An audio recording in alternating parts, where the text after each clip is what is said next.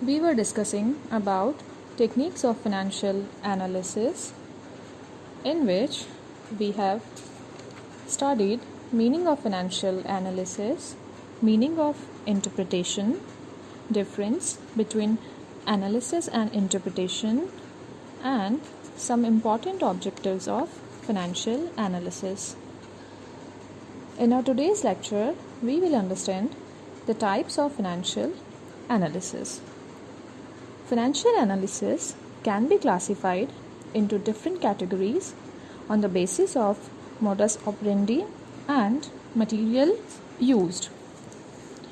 According to modus operandi, it is of two types, horizontal or dynamic and vertical or static. According to materials used, it is of two types, internal and external. We will understand each one. Horizontal or dynamic analysis. When financial statements for a certain number of years or different firms are examined analytically, the analysis is called horizontal or dynamic analysis. I'll repeat. When financial statements for a certain number of years or different firms are examined analytically, the analysis is called horizontal or dynamic analysis. In such analysis, fluctuations in the various items of the balance sheet and profit and loss account of different years or firms are studied.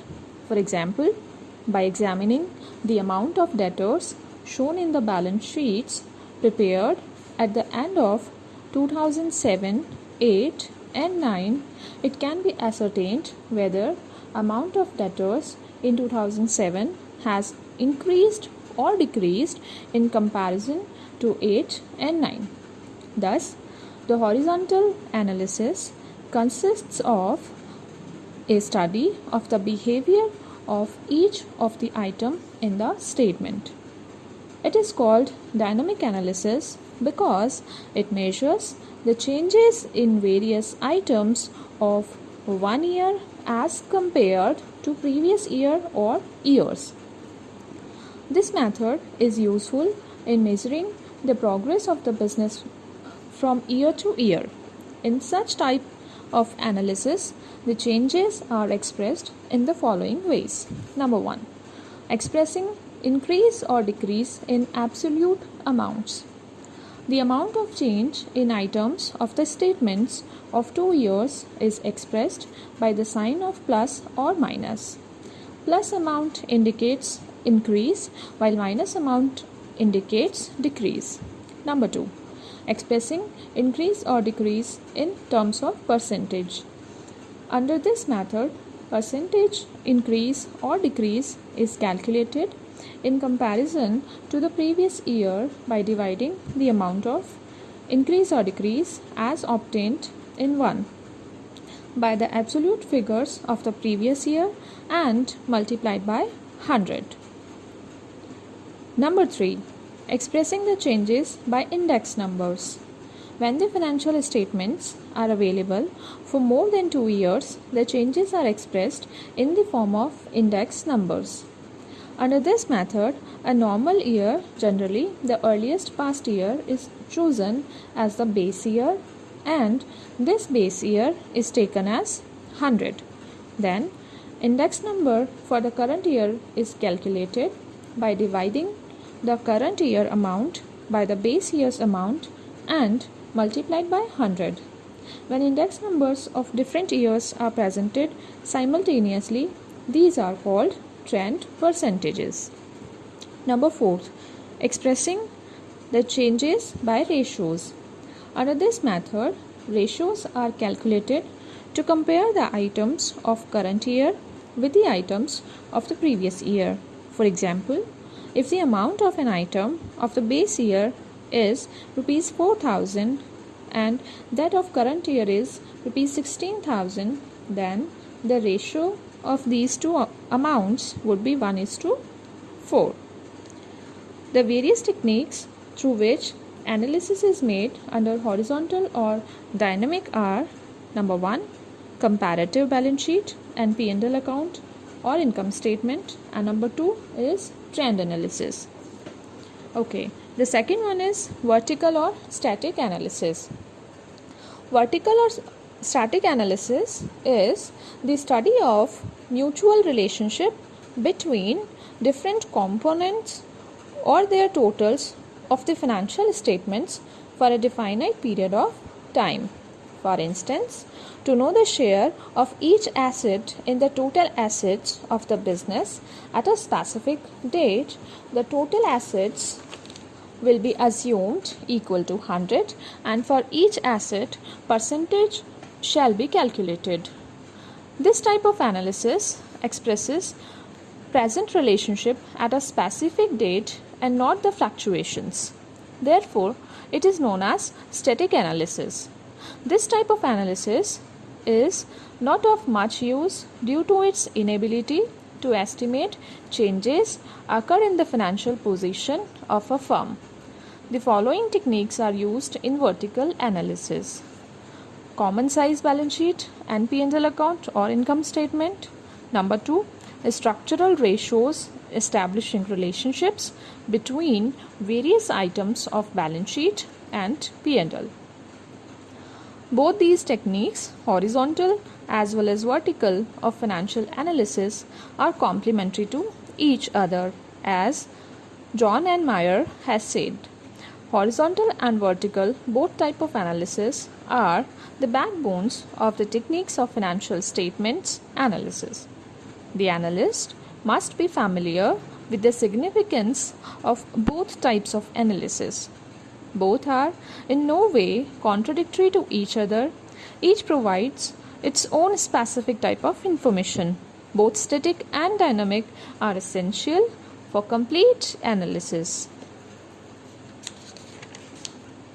According to materials used, internal or external analysis we will understand. Analysis made by a person not internally related to the enterprise and meant for external users of the financial statements is called external analysis. The analyst has no access to all the records and documents of the concern, so he has to depend on the printed and published statements only. Such type of analysis is made by banks, investing agencies, creditors, research scholars, and the government.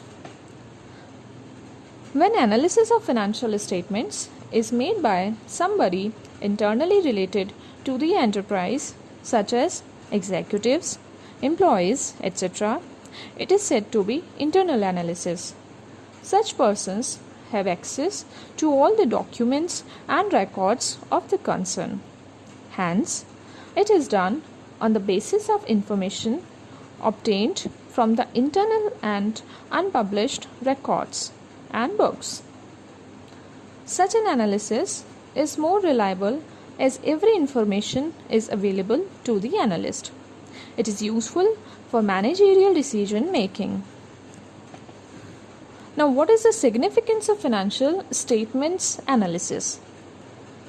The analysis and interpretation of financial statements highlights upon the significant facts and relationships concerning various aspects of financial life of a business entity. So, every person who has interest in the business entity likes to take decisions based on analyzed and interpreted financial statements. In addition to the points discussed under the hard objectives of financial analysis, the following factors have also enhanced the significance of the analysis and interpretation of financial statements. Number 1. Disclosure of facts. With the help of financial analysis, all facts relating to liquidity position, financing of fixed assets, credit policy, quantum of working capital, solvency, valuation of assets are made available.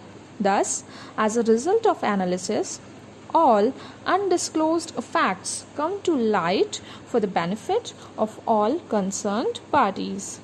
Number 2. Effective decision making. Decisions based on intuition are of personal nature and carry either no meaning or of negligible value to other persons. Such decisions are not effective and impartial, but are defective and baseless. On the other hand, analysis and interpretation is based on some logical and scientific methods. Hence, decisions taken on this basis seldom prove to be misleading and wrong. Even to verify and examine the correctness and accuracy of the decisions taken on the basis of intuition, analysis and interpretation is essential. Number 3. Effective planning and control. The analysis and interpretation of financial statements provides adequate information for planning and controlling the affairs of the business. Future forecasts can easily be made by analyzing the past data with the help of this information. The management can take corrective actions by drawing inferences about routine activities. The analysis and interpretation has the same utility for direction and control of the business as the rudders and compass to the ship. Number 4. Measures operational efficiency. The management and the owners are interested in knowing about the operational efficiency of different activities of the concern. This can be judged by calculating different activity and profitability ratios as discussed in the next chapter. Number 5. Comparative study. With the help of financial analysis, business information and facts can be presented comparatively. Such presentation is made either in the form of last few years' position of the business or comparison of operating activities with other business units engaged in the same industry.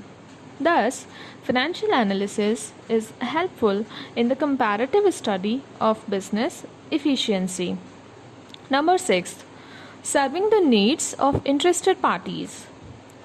As explained in the previous chapter, different parties like management, creditors, investors, etc.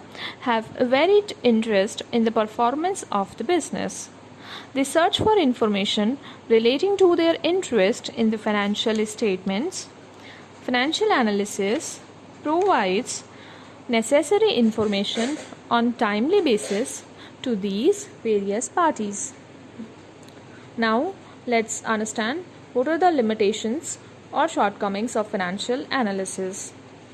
Despite the significance of analysis and interpretation of financial statements as discussed above, it has certain limitations which an analyst and the user should keep in view. These limitations are identified as follows. Number 1. Suffers from limitations of financial statements. Financial statements suffer from variety of weaknesses as discussed earlier. Assets are disclosed in the balance sheet at historical cost, which is different from current cost. Similarly, financial statements are prepared according to certain conventions at a point of time, whereas investors are concerned with the present and future of the firm. Certain assets and liabilities are not disclosed. Personal judgments also affect the figures of balance sheet. Financial statements suffer from these weaknesses. Hence, the analysis based upon these statements cannot be said to be always reliable. Number 2. Absence of universally accepted standard terminology. Accounting is not an exact science, so it does not comprise universally accepted terminology. Different meanings are assigned to a particular term. Depreciation is provided by different methods and interest is charged at varied rates. In this way, there are a lot of chances of manipulation. As a result, financial analysis proves to be defective. Number 3. Ignores qualitative aspect. Financial analysis is the quantitative measurement of the performance of a firm. It does not disclose the skill, technical know-how, and efficiency of its employees and managers. It means that analysis of financial statements measures only the one-sided performance of the business. It also completely ignores human aspects like intellectual capital. Number 4. Ignores price level changes. The results disclosed by financial statements may be misleading if the price level changes are not taken into consideration. The gross profit ratio may improve with the increase in prices, whereas actual efficiency may not improve. If prices of commodities differ, the ratios of 2 years will not be meaningful for comparison. Changes in price affect cost of production, sales, and values of assets. Thereby, comparability of ratios suffer. Number 5. It spots the symptoms but not diagnose. Financial analysis shows the trends of the affairs of the business. It may spot symptoms of financial weakness and operational inefficiency, which cannot be accepted. A final decision in this regard will require further investigation and thorough discussions and diagnosis. So this was it for today's lecture. In our next lecture, we will understand some important techniques of financial analysis.